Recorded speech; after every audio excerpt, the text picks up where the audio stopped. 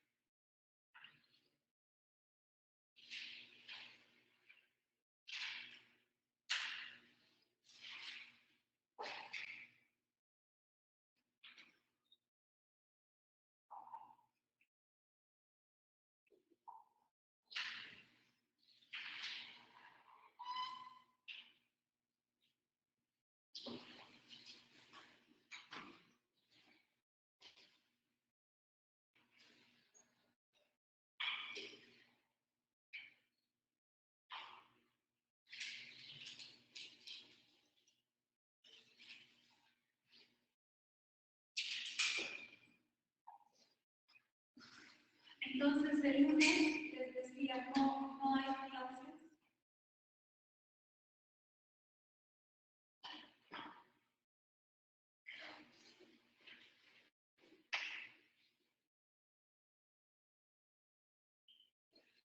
Luego sigue el miércoles,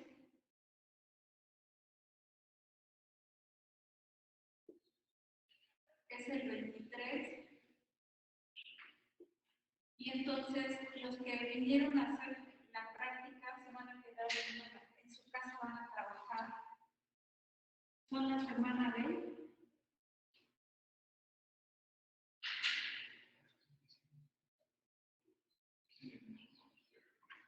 Entonces van a hacer la práctica que le puse 4.1, que es la difracción de una rendija. La guía para hacer esta práctica está en la plataforma, en la parte que dice el temario de difracción. Si el lunes, ahorita a ver si me sobra tiempo para explicarles otra vez qué tienen que hacer.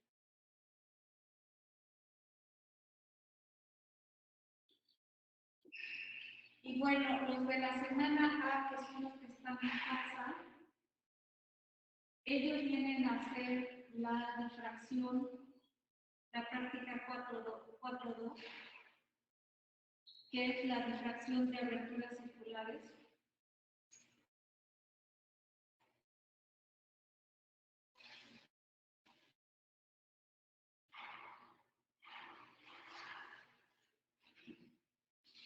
Ok, y entonces el jueves 24,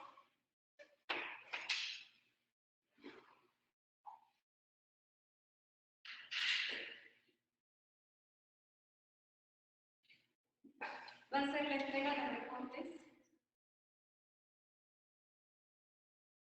Les puedo dejar cuando hagan la asignación, no sé si les parezca bien como hora a las 6 de la tarde.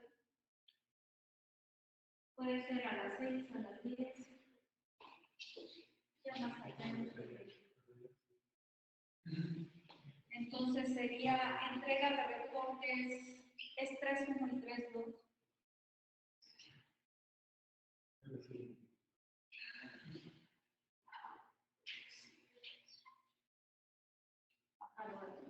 Ley de Marx, ¿no?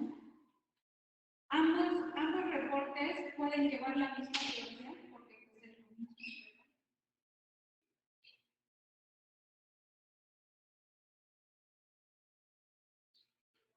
Excepto que el que hicieron en casa, creo que para algunos les dio más datos, ya no sé si les dio más datos. Para los que trabajaron acá y llamados con el láser, al menos eran 18 datos. ¿Se acuerdan que tienen que graficar, presentar la gráfica de radiancia en función del ángulo? Si ustedes grafican hacen la gráfica donde normalizan, o sea, dividen los datos de radiancia entre I sub 0, pues les queda del otro lado el coseno cuadrado y pueden sus datos compararlos con la gráfica del coseno cuadrado para ver si les sale. Algo así también pueden hacer para la práctica que hicieron en casa. La situación es las unidades de los que hicieron la práctica en casa, ya no sé qué unidades tienen. Porque acá midieron aquí sí les daba watts, sí les daba watts.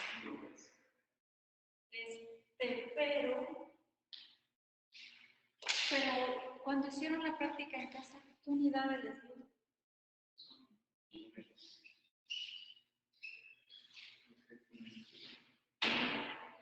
Entonces, los lumens están relacionados también con la irradiancia, que se les define más como luminancia, pero entonces si van a hacer el reporte de la ley de Malthus con un planta y quieren unidades de lumens, en el reporte se agregue la parte de las unidades. Si dice lumens, pues buscan la definición de luminancia. ¿Y qué significa? Pues porque van a hacer una gráfica en la que ya no tendrían a lo mejor como tienen acá es potencia, ¿no? ¿O cómo se dice? Es potencia,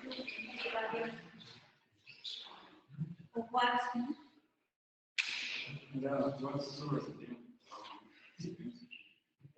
Ándale, watts sobre centímetro cuadrado. Entonces sí tendrían que agregar esa parte en sus reportes cuando lo suban, por favor, en la parte del experimento con los planos. ¿Sí? Ok, bueno, entonces, no sé si quieran que les haga un pequeño recordatorio de lo que van a hacer para la creación de una revisión.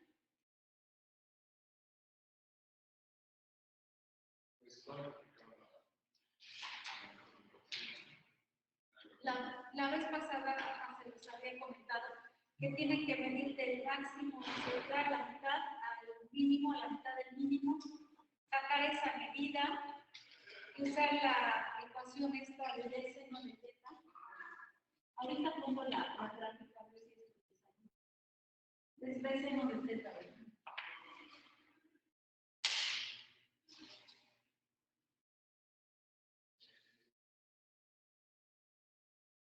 Como si utilizan el primer mínimo, entonces nada más les queda B. El seno, la tangente la aproximan por el seno. Y es el primer mínimo, es igual a 1. La tangente es el cateto opuesto que le podemos llamar Y. Y lo que les estoy pidiendo es esta D. Esta D es la separación entre la abertura y la pantalla. Ahorita les pongo, a ver si está en mi. A los que están en casa, si me escuchan, tienen que leer en el manual de proyectos, tienen que leer la práctica 1.5 o el proyecto 1.5 para hacer, digamos, la práctica de difracción de una abertura circular.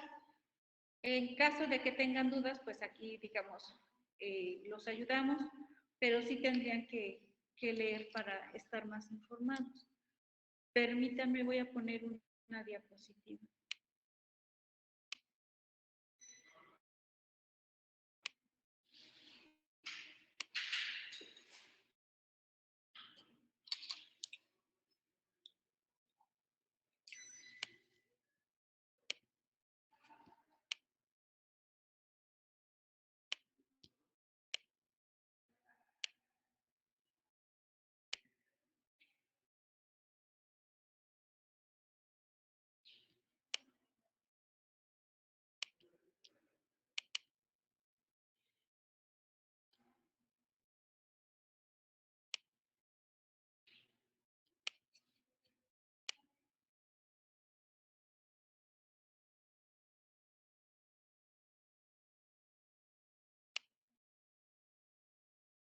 preguntado cuándo van a exponer.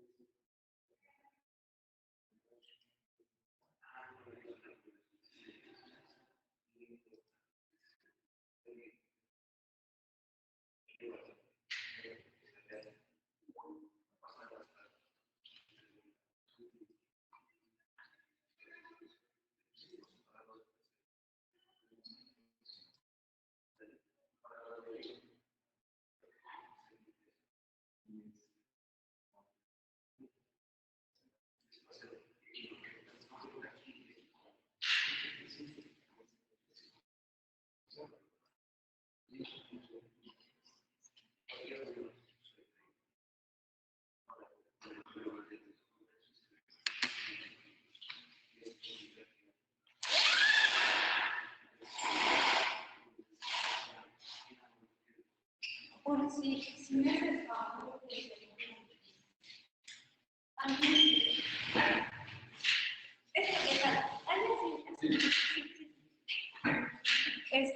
miren, ahí está yo creo que se van también de sus compañeros.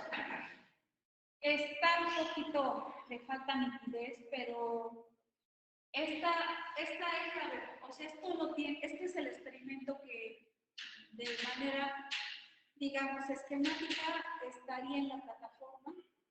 Tienen una abertura que ustedes van a darle un ancho, que sería el menor ancho y el mayor largo, para tener una rendija. Estamos llamando al ancho de la rendija B, y acá está la ecuación B seno de teta igual a lambda. La tangente se aproxima por el seno de teta y la tangente es y sobre B. Y sería la medida del máximo, el centro del máximo al primer mínimo, o sea, de centro a centro, ¿no? Entonces,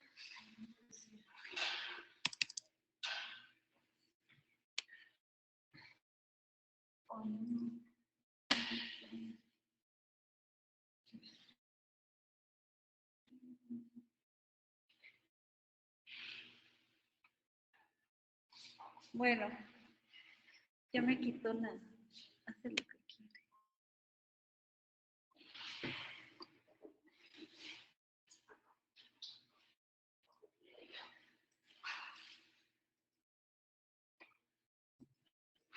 No sé si como tengo los dos.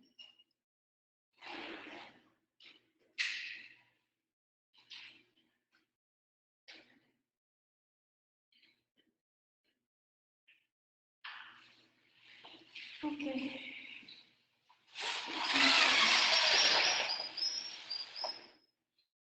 Voy a prenderle otra vez la luz porque no me deja.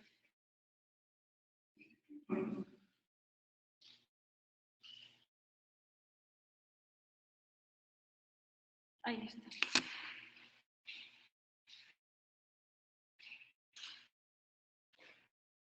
Miren, en la diapositiva que les había puesto,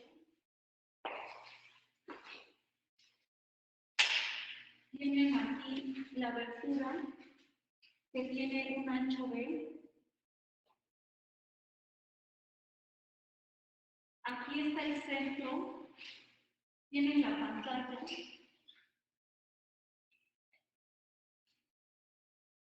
Aquí tienen el máximo central y luego el mínimo y luego el otro máximo. Entonces de aquí a aquí le llaman Y.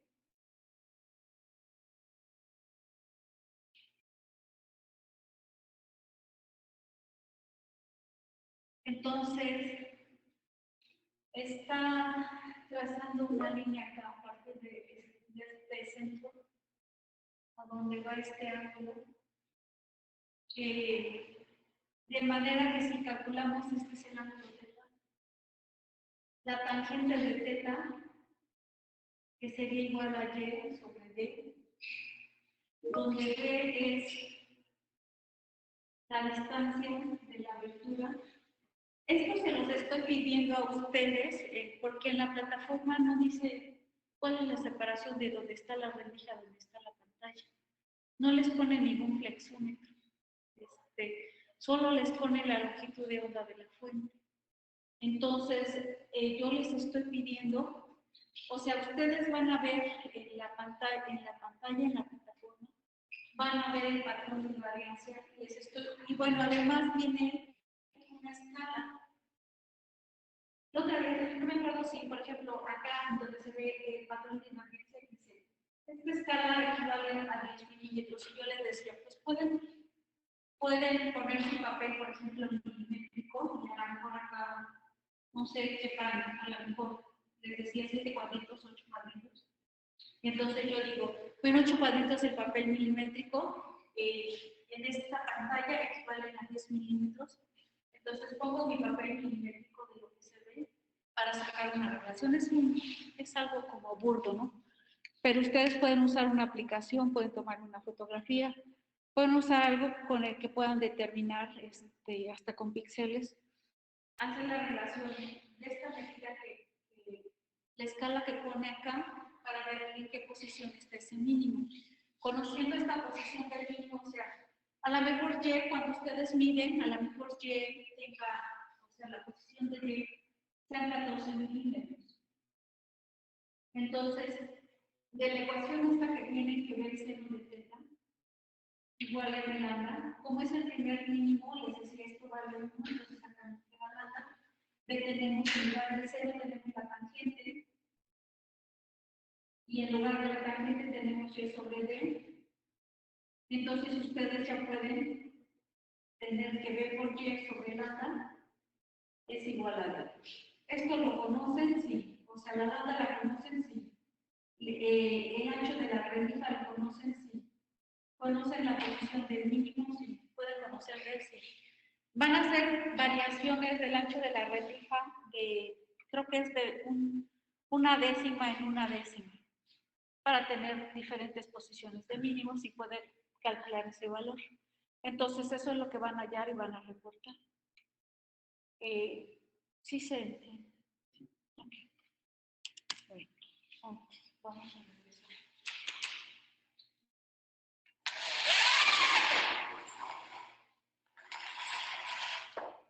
Entonces, lo que no les había comentado, o no les comenté ahorita, es la otra semana, como el lunes es 21, pues no hay labores. El 23 ustedes trabajan en casa.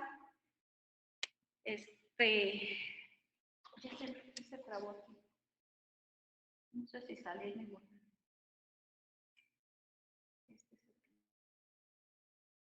Como el 23 están en casa, pues no se puede hacer la exposición. El jueves vienen, digamos, a lo mejor a tomar otra vez lo de las indicaciones.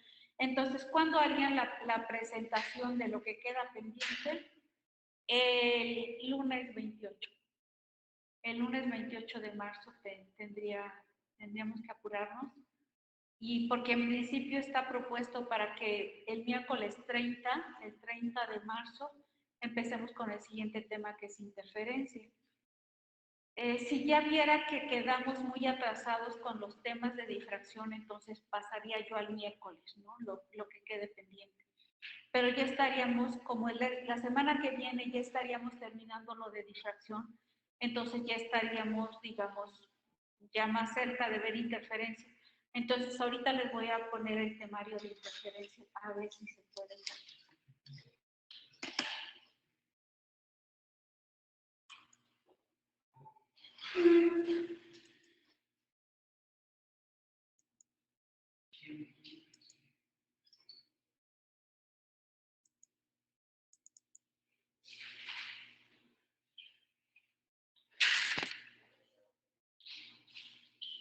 De hecho, el temario de interferencia, más que los de interferencia van a ser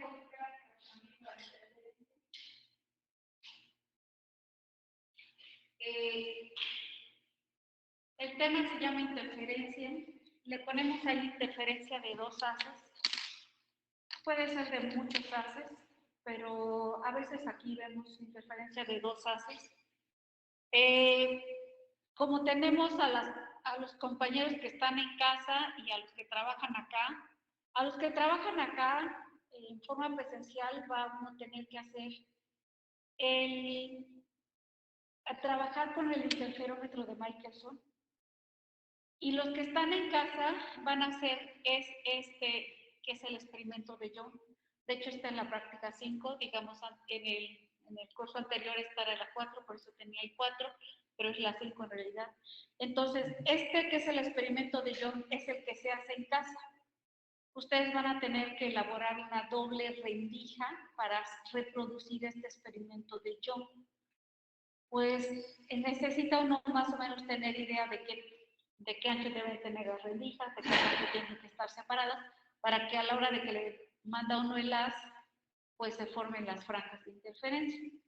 La propuesta es que si no se tuviera una fuente, como un apuntador para enviarle la luz a la doble rendija, pues entonces que traigan la doble rendija y con los láseres que hay aquí, pues se lleve a cabo, pero van a hacer de todos modos la doble rendija en su casa. Para que uno pueda estudiar, o sea, cuando vemos la interferencia de 2 haces y que tenemos que estudiar que es el experimento de Young, que digamos el experimento de Young da las bases para considerar el carácter ondulatorio de la luz. Entonces, tenemos que ir como a los fundamentos, ¿verdad? De qué es interferencia. Nosotros a veces hemos escuchado el término interferencia. Hay interferencia, ¿no? Por ejemplo, estamos viendo la tele y a lo mejor decimos hay interferencia. O nos están hablando por teléfono y decimos hay interferencia. Entonces, ¿qué queremos decir? Bueno, allá queremos decir una cosa, pero aquí a veces entendemos o le damos otro significado. Cuando estamos en casa, a lo mejor decimos que la señal que estamos recibiendo está superponiéndose con otra señal, de tal manera que la que estamos recibiendo, pues, a veces decimos, oye, ruido, ¿no? Está siendo, digamos, a lo mejor deformada. En cambio, cuando estamos acá, estamos tratando de hacer interferencia con 2 haces de luz, entonces, nosotros, cuando superponemos 2 haces de luz, lo que esperaríamos es que en esa región donde se superponen 2 haces de luz, y el resultado en irradiancia, digamos, en campo eléctrico, pues ya ven que no podemos medir el campo eléctrico porque varía muy rápidamente, pero en irradiancia sí lo podríamos detectar, entonces esperaríamos que la irradiancia fuera la suma de la irradiancia de las 1 más la irradiancia de las 2. Pero aquí en óptica encontramos que aparece este tercer término que le llamamos el término de interferencia. Este término puede ser positivo, o sea, se lo podemos sumar a esto, al I1 más I2, se lo podemos restar o también puede ser 0. ¿De qué depende? De lo que le llamamos delta. Delta lo conocemos aquí como diferencia de fase. La diferencia de fase es expresada como K1.R menos K2.R más epsilon 1 menos epsilon 2. K1.R sería, es el vector de onda de uno de los haces, K.R, menos K2.R. Y en otras palabras, esto que está acá es diferencia de caminos ópticos de 2 haces que siguen trayectorias diferentes. Epsilon 1 menos epsilon 2 es diferencia de fases iniciales. Aquí en el laboratorio, cuando estamos tratando de lograr la interferencia, o sea, de que este término sí nos aparezca, nos quede presente, entonces en el laboratorio, cuando construimos ya sea reproducimos el experimento de Young o trabajamos con el interferómetro de Michelson, lo que tratamos es que las fases iniciales sean iguales, para que este término sea 0 y no esté variando, y tengamos un patrón constante en un tiempo. Porque a veces sí superponemos dos haces y va a haber superposición, pero ¿en qué tiempo? Pues en tiempos infinitesimales, de manera que a lo mejor no logramos verlos, ¿no? A lo mejor tenemos dos lámparas prendidas y tal vez sí hay interferencia, pero no la vemos, ¿no? Entonces, si queremos ver más tiempo, pues esto a veces lo hacemos cero, ¿no? Entonces, para ese día miércoles 30 de marzo, tocaría la presentación del tema 1 y del tema 2. Y dice, para la siguiente exposición sería esto. Luego empiezan hablándome de la interferencia constructiva y destructiva y digo, bueno, si se utiliza para explicar lo que es la interferencia está muy bien, pero yo de todos modos se los voy a pedir porque dependiendo del valor que tome delta, nosotros vamos a decir si estamos hablando de esa interferencia constructiva o destructiva, ¿no?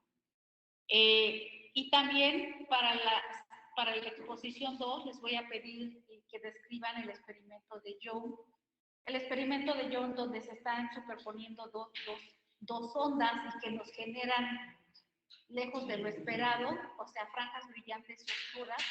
Esas franjas brillantes y oscuras se pueden, si graficamos esta ecuación en función del coseno de delta, sí podemos tener esas franjas brillantes y oscuras.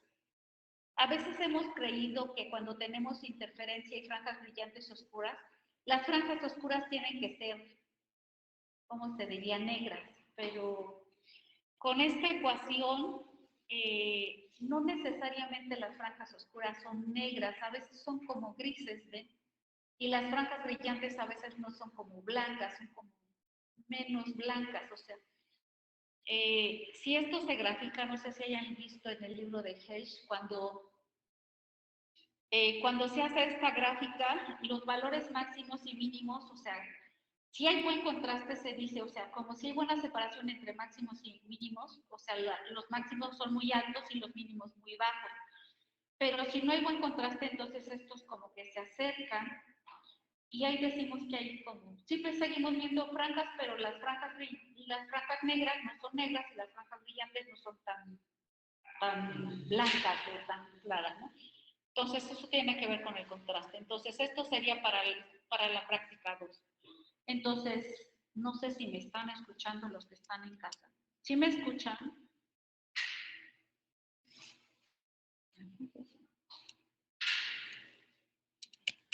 Sí, profa, ¿está presentando algo de casualidad? Oh, sí, el temario, no se ve, ¿verdad? No se ve nada. Se los voy a subir a la plataforma para que, es que no sé qué pasó aquí con el físico. Voy a cerrarlo, a ver, me voy a salir a ver si así se puede. Permítanme.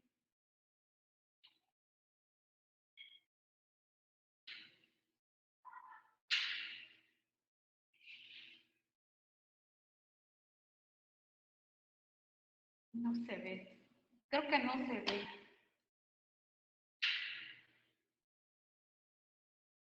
No. A ver, déjame ver si. Porque ya le había puesto compartir acá y no me deja.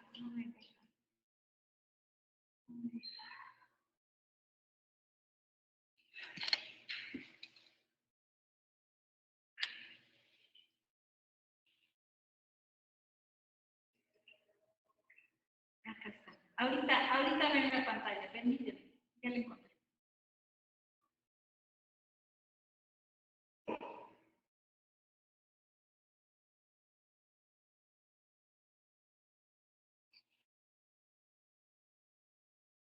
¿Sí se ve, Paulina? Sí, profa, ya se puede ver. Ok, bueno, entonces de esa diapositiva, lo que necesitarían presentar para el miércoles 30 de marzo, si no vamos atrasados todavía con difracción, sería interferencia de dos ondas planas y la deducción de esta ecuación. Entonces, para que tengan una idea de esta parte, entonces hay otra diapositiva. Bueno, no sé si quieran copiar esa parte. De todos modos, esto lo voy a subir para que lo tengan presente. Se llamaría experimento práctica 4 Lo voy a pasar a la otra parte, Pero sí escucharon, ¿verdad? Que la presentación que queda pendiente de difracción, de rendija y de aberturas circulares, la estarían haciendo para el 28 de marzo. Sí. Ok. Bueno. Entonces voy a pasar esta parte.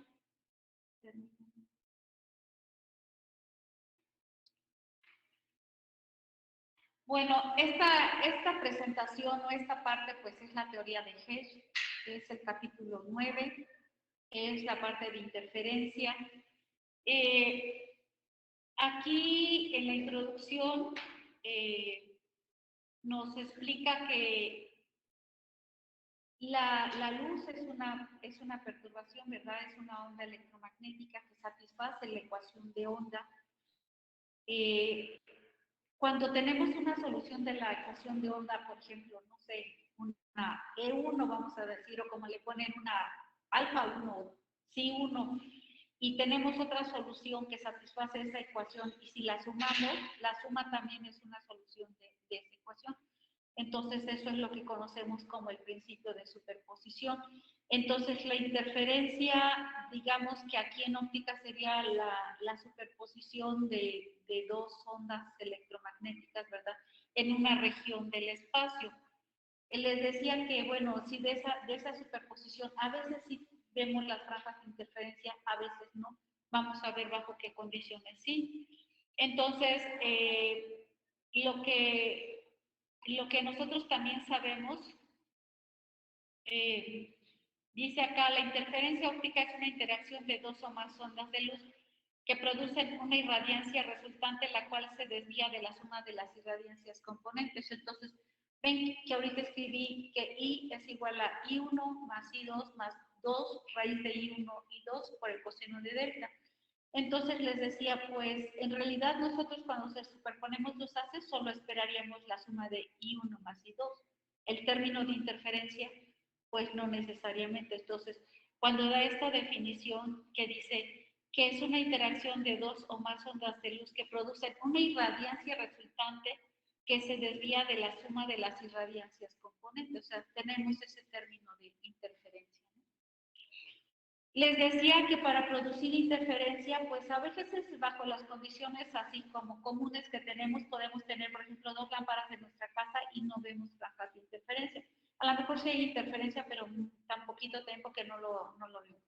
Entonces, más bien aquí en el laboratorio, en óptica, armamos arreglos experimentales para que logremos ver esa interferencia. Les llamamos arreglos interferométricos. Estos arreglos interferométricos se dividen en sistemas interferométricos de división de frente de onda y de división de amplitud. Un ejemplo de división de amplitud es el interferómetro de Michelson, que luego vamos a ver. De hecho, el haz se divide en dos haces y la irradiancia se divide en dos, por eso se le dice qué es la amplitud de la onda electromagnética, en otras palabras, porque la irradiancia es proporcional al campo eléctrico al cuadrado, a la amplitud del campo eléctrico al cuadrado, entonces por eso se le llama así. Un interferómetro de división de frente de onda es como el experimento de Young, como que el frente de onda llega a la doble rendija y digamos se forman otras nuevas fuentes puntuales y por eso se le conoce como división de frente de onda. Como estamos diciendo que la interferencia es la superposición de dos ondas, pues vamos a representar cada onda como el campo eléctrico 1, el campo eléctrico E2 y así. Nosotros sabemos que cuando estamos hablando de campo eléctrico y queremos detectarlo, pues más bien vamos a calcular la irradiancia porque el campo eléctrico varía muy rápidamente del orden, tenemos 10 a la 14 ciclos en un segundo, pues eso casi es indetectable, o más bien es indetectable, entonces hay que hablar de la irradiancia. Entonces, si queremos detectar la interferencia de dos haces, pues lo vamos a hacer por medio de la irradiancia. Se va a considerar para iniciar con el desarrollo de la interferencia de dos haces, se consideran dos fuentes puntuales. tenemos dos fuentes puntuales y van a generar frentes de onda esféricos. Aquí los tendría yo. Tendríamos dos fuentes puntuales que están generando frentes de onda esféricos. Pero, bueno, que están separados una distancia A, y esta distancia A sería mucho mayor que la longitud de onda. Cuando ustedes hagan su doble rendija, van a ver de qué orden deben poner esa separación entre las rendijas o las fuentes para que produzcan franjas de interferencia.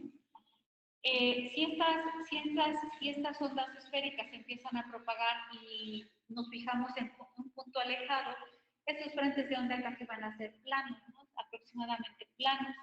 Y eso conviene para el tratamiento matemático o el análisis, porque entonces el campo eléctrico lo representamos como una onda plana, no como aquellas onditas esféricas, ahora que vieron en difracción, ¿verdad? Que ven que se van propagando como onditas esféricas, acá ya serían planas. Entonces la representación del campo eléctrico o de estas dos ondas planas sería esta para el campo eléctrico 1, esta para el campo eléctrico 2, esta es su amplitud, es un vector por el coseno de K1.R menos la parte temporal omega t más la fase inicial. Si estamos diciendo que queremos calcular la irradiancia, pues la irradiancia sería la constante dieléctrica por la velocidad en ese medio, por el promedio temporal del campo eléctrico resultante, ¿verdad?, de la superposición de todas estas ondas en ese punto.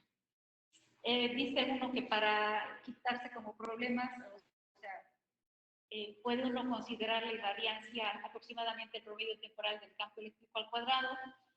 Y acá si se desarrolla el campo eléctrico al cuadrado, tenemos que sería E.E, ¿verdad? El vector E.E.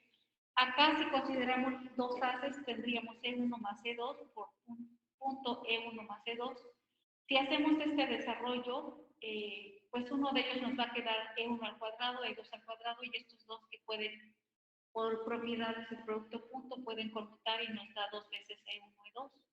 En realidad nosotros queremos la irradiancia y hay que sacar el promedio temporal aquí, de este lado, y si sacamos promedio temporal aquí, hay que sacar el promedio temporal a los términos que están a la derecha. Entonces, cuando aplicamos el promedio temporal a este término, pues nos daría este acá, este sería el segundo y este el tercero. De acuerdo a lo que estamos considerando que es la irradiancia, que es el promedio temporal del campo eléctrico L al cuadrado, este sería, entonces la irradiancia, la irradiancia sería I1 más I2 más 2 más I1 y 2, ¿no? Donde I1 y 2 es dos veces el promedio temporal de E1.E2. Hay que hacer este desarrollo, a lo mejor ya lo conocen. E1 por E2, aquí estamos considerando las expresiones del campo eléctrico. Aquí tenemos el producto vectorial de las amplitudes E01.E02 y aquí el producto de los cosenos, ¿verdad? De cada uno, acá tenemos K1.R más epsilon 1, vamos a llamarle alfa 1 y omega t le vamos a llamar beta y acá K2.R más epsilon 2 le vamos a llamar alfa 2. Y lo sustituimos esos valores acá y utilizamos el desarrollo del coseno de A menos B. ¿Por qué? Porque pues acá este era beta, este menos beta, ¿verdad? Entonces acá sería alfa 1 menos beta, ¿verdad? Nos daría lo que está acá, coseno de alfa 1, coseno de beta, más seno de alfa 1, seno de beta, ¿verdad? Y el otro término es semejante, coseno de alfa 2, coseno de beta, más seno de alfa 2, seno de beta. Este es un producto de binomios que nos quedan cuatro términos, los que están acá. Uno de ellos va a tener pues solo cosenos y el otro solo senos. En particular nos interesa este término que aparece acá, que es el coseno cuadrado de beta, en este otro el seno cuadrado de beta, y en este el seno de beta por el coseno de beta, no en estos dos. ¿Por qué nos interesa? Porque cuando aplicamos el producto que diga el promedio temporal, ¿verdad? Vamos a aplicar el promedio temporal a E1.E2, la parte que contiene la parte temporal es beta. Entonces, recordando que el promedio temporal de una función que derivativa del tiempo es 1 sobre t, la integral de t a t más t, f de t' de t. Si aquí en f de t' sustituimos el coseno cuadrado de omega t o el seno cuadrado de omega t, pues nos daría, esa integral nos quedaría igual a 1/2. Y si sustituimos seno de omega t con seno de omega t, daría 0. De manera que estos dos términos, este y este, se va a hacer 0 y solo queda este que va a ser 1/2 y este que va a ser 1/2. Aquí está, aquí está. Ya se quitó, se sacó del paréntesis el 1/2. Estos brackets que están aquí, pues no deben ir, ¿verdad? Porque ya apliqué el promedio temporal. Esta es la definición de la propiedad del coseno de alfa 1 menos alfa 2. Regresando a lo que era alfa 1 y alfa 2, pues alfa 1 es K1.R más epsilon 1 menos K2.R más epsilon 2. Reacomodo estos cuatro términos de manera que me queda que el término I1, 2, había un 2 afuera, con este 2 pues se va a cancelar. Estos paréntesis, bueno, estos brackets ya no deben ir. Este producto punto pues sigue quedando. Este coseno, vean que ya lo reacomodé, queda coseno de K1.R menos K2.R más epsilon 1 menos epsilon 2. Ahora, todo lo que está entre paréntesis cuadrados es a lo que le llamamos delta y es la diferencia de fase.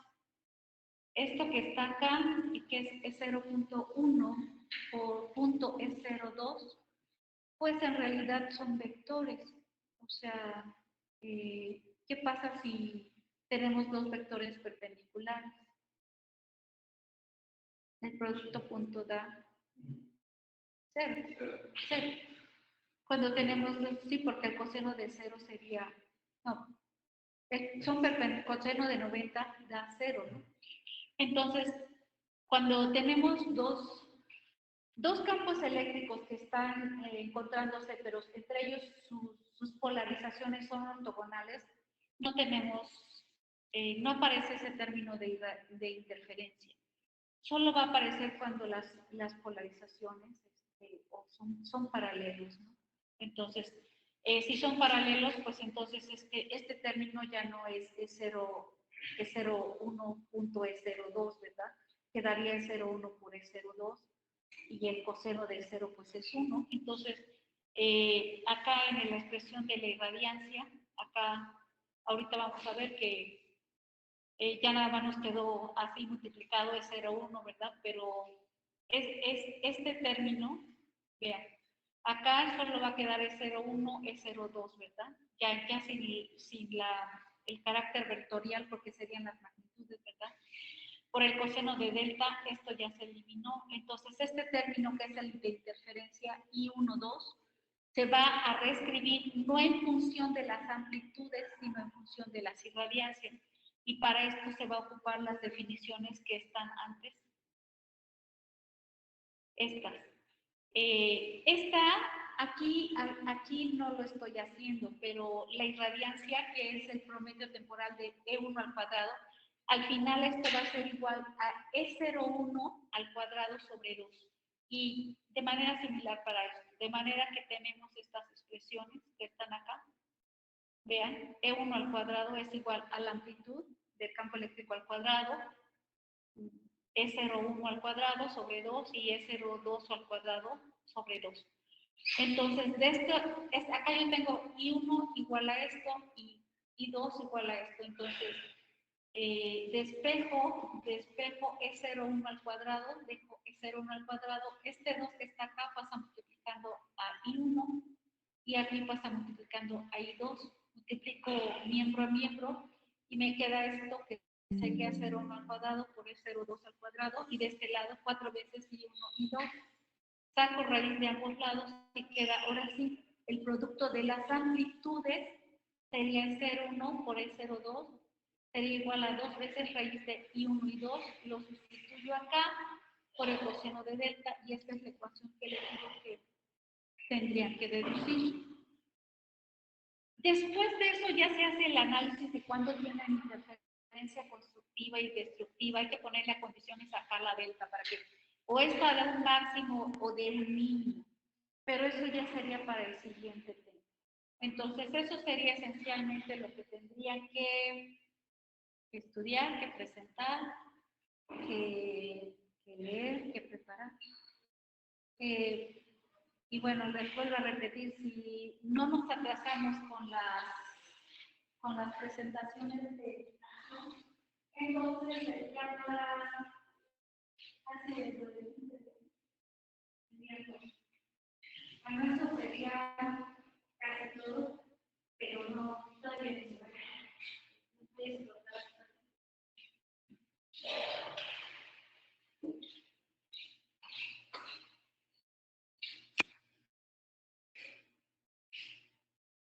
Los que están en casa nos van a disfrutar. Aquí un compañero que es un enfoque de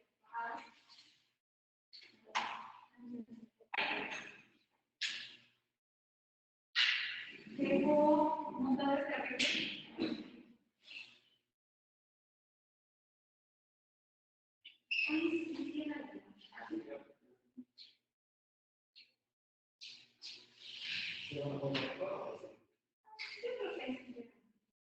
Bueno, tenemos el láser. La otra vez estaba esta regla de la captura. Y en esa ocasión el láser estaba con la mancha y tenía unas zonas oscuras que faltaba que se filtrara el láser. En este caso, se está otra vez cuando está más. Tenemos ese objetivo de desarrollo que decía que su distancia focal a la que foca es aproximadamente. Es más o menos ahí a donde se coloca un edificio muy pequeño que se usa para hacer fijación de aperturas circulares. El orificio fueron de 200 litros, pero él está ocupando una abertura de 25 litros. Entonces, necesita poner como, casi como hacer como una correspondencia, como entre el haz que se está empezando, va a formar un punto que casi tiene un diámetro que sería de este diámetro de 20 micrones. Para que no deje pasar más años ni tampoco menos. Entonces, para que se pueda lograr eso, tiene un tornillo acá, o sea, el tornillo que permite acercar el objetivo o alejarlo. Y también tiene acá otros tornillos, y esos tornillos permiten que el tipo lo suba o lo baje, o sea, lo descansa prácticamente horizontalmente, de manera que pueda dejar pasar el gas. Yo creo que desde ahí se ve que el gas sí tiene una zona brillante, es, que en otras palabras se ve como la refracción de la retina circular. Entonces, se deja pasar lo que está haciendo el equipo, se está dejando pasar ese disco de ahí, ese centro, y ya lo demás. Bueno, aparecen esas observaciones cuando nosotros usamos esta técnica que se llama gestión. Realmente no trabaja con la zona del centro, puede ver que ya está de limpiarse, ya limpiamos de esas zonas oscuras se puede decir que son como frecuencias que están apareciendo debido puede ser desde hace que la gente este tema nos aparece de esa forma, pero ya cuando se enfoca y se filtra, ya toda la zona del centro queda. Cuando hacemos, precisamente cuando hacemos queremos superponer cosas, queremos que no haya zonas oscuras. Entonces es para el aquí podríamos poner que en esta noción de parte de la y otra parte realmente de los que están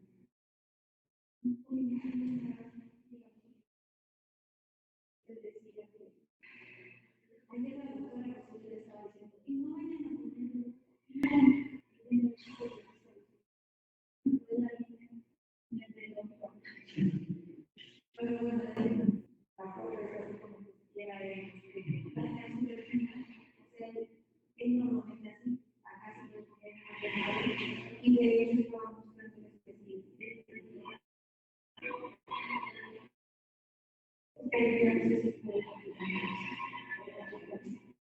o sea, cuando se está desplazando el objetivo, en ese momento que llevamos así, a veces el hijo está antes, está cortando la velocidad. Debe ser justamente ahí donde estemos cortando nosotros. Si desplazamos aquí, pues el área me pasa. Cuando nos piden hacer estas prácticas, es más fácil desde los fáciles, porque no de 10X, pues, el punto de enfoque y el tipo es relación general. Si uno usa uno de 100X, es el de 5 o 10, está hablando de ayudar, ¿cómo es el enfoque? Porque cuando uno usa un objetivo de 100X, en la distancia focal es un intervalo de tiempo de trabajo y está el proceso de en lugar de esa cosa. Entonces, si le vamos por acá, pues en la está pasando. Y bueno, pues eso era lo que les quería mostrar.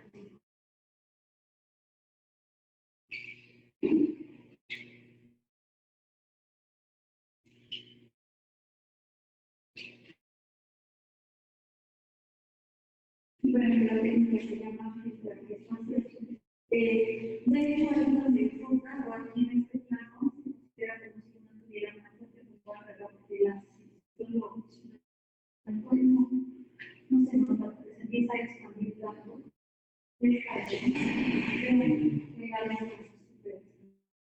Entonces, esa es una onda estética que Playa entonces, si aquí, no sé si se acuerdan ustedes, este es como como la fuente puntual, si colocamos una lente convergente de manera que su distancia en lugar de seguir haciendo así, como un círculo de acción, haces paralelos. Que paralelos de haces paralelos, así es como formamos eso que decíamos, si te revisas un